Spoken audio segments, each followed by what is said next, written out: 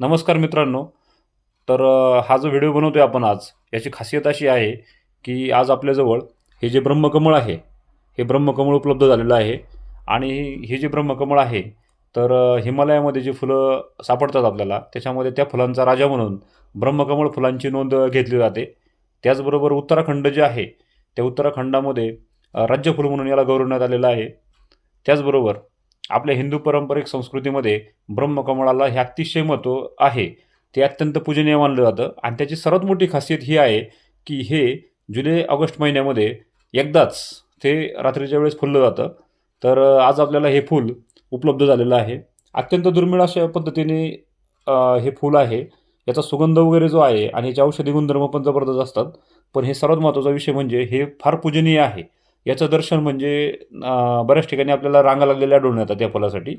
तर हे फुलं आपल्याकडे उपलब्ध झालेलं आहे. तर सर्वांनी याचा आनंद घ्यावा आणि नाही का, आणि इथूनच दर्शन घ्या. जर समजा कुणाला काही समजा दर्शन घ्यायचं असेल त्याचे, तर कॉन्टॅक्ट वगैरे करू शकता. धन्यवाद. झालेला